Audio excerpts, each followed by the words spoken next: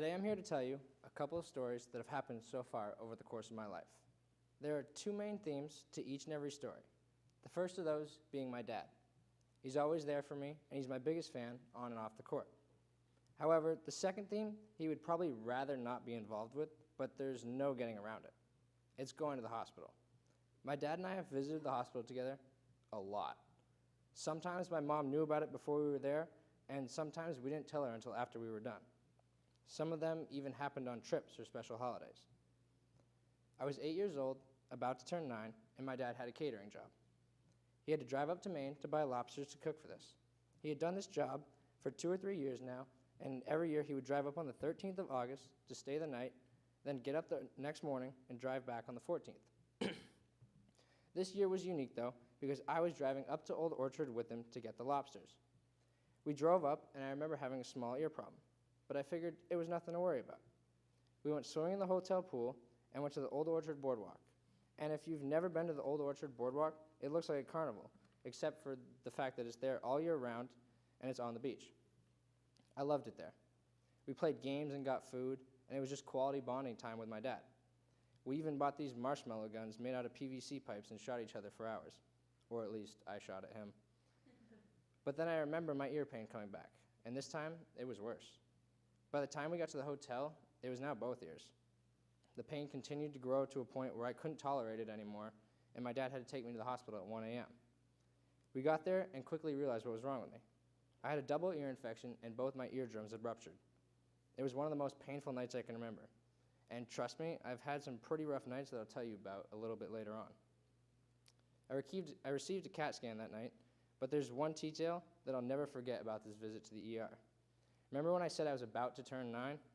Well, the date was officially 1 a.m., August 14th, which is my birthday. It's safe to say that my 9th birthday wasn't one of the best moments for my dad and I. In the 4th and 5th grade, I was a mess. I was the kid who had 35 missed school days and doctor's appointments every other day.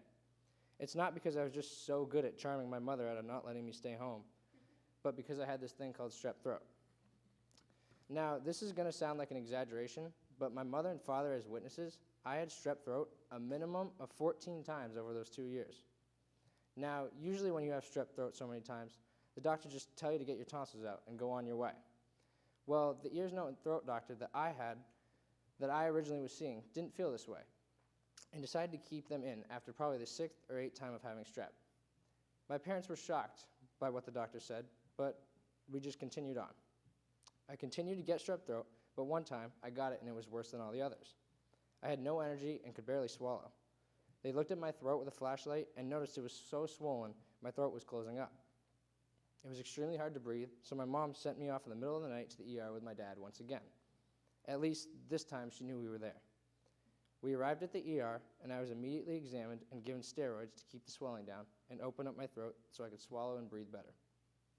After a few hours in the middle of the night and some tests the doctors and nurses ran on me, they came to the conclusion that I, a 4th grader, had mono.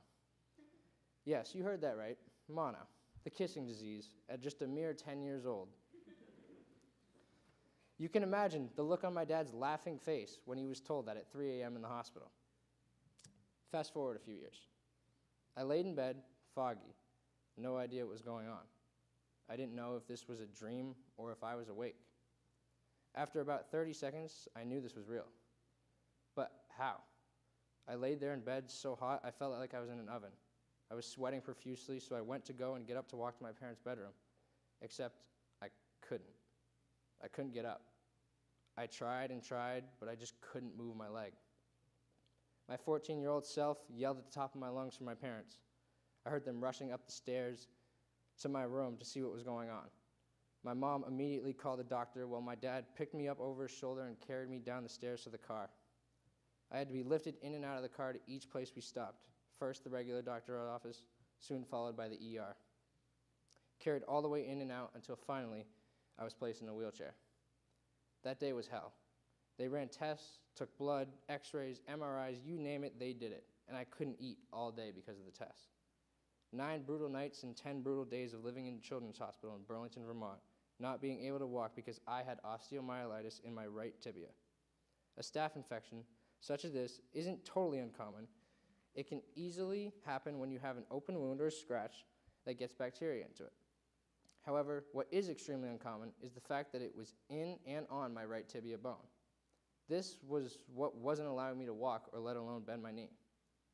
As a 14-year-old, I was scared out of my mind, not knowing what was going on with my body, and sleeping in the hospital so many nights was even worse.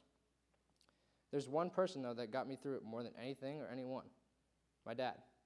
He slept there in this recliner that was barely big enough for my 14-year-old body. And he didn't just sleep there the first night to make sure everything was okay. 9 straight nights he slept in that chair by my side with his iPad, watching every movie and show that he could find on Netflix to entertain me. I vividly remember the insurance lady coming into the room from Blue Cross, telling my father that I was perfectly fine and basically ready to go home. I looked at the lady like she had 3 heads, considering this was my second day of my stay. I couldn't even get up to change my clothes. My dad definitely noticed what the lady was saying. And it was freaking me out. He sternly asked her to step out of the room, and he left with her, and they continued a conversation outside in the hallway. Now, at this point, I didn't pick up on every single thing that they said, but I knew the little Blue Cross lady would never be bothering me again. The 10th day finally rolled around, and by this time, I was able to walk and bend my knee, but I had to be on crutches and antibiotics. We gathered up my things, and my dad carried them to the black Cadillac truck he had at the time, and they pushed me out in a wheelchair just for safe measures and down to the parking garage. They left me at the entrance while my dad walked to pull around the truck. At this point, I stood up out of the wheelchair and ran across the parking lot, and threw the crutches in the truck bed, jumped in the front seat, and saw the shocking but laughing look on my dad's face as he called me an idiot because he knew I was back to my normal self. This last story, however, doesn't actually involve the hospital, but easily could have resulted in, once again, another trip. Now, if you don't know my dad, he loves basketball, and the only thing he loves more is coming to my games. So one day, my sophomore year, after I had transferred into Brooks in January, my dad brought my mom to one of the games. They were driving in Lebanon, New Hampshire, and right after the exit, they hit something. It hit the hood before skidding up and hitting the windshield. What they hit was a turkey. It was flying so low that it hit the car and then smashed the windshield right where my mom was sitting. It could have easily killed the two of them, but luckily it didn't. They got cut up pretty bad, and the glass was everywhere.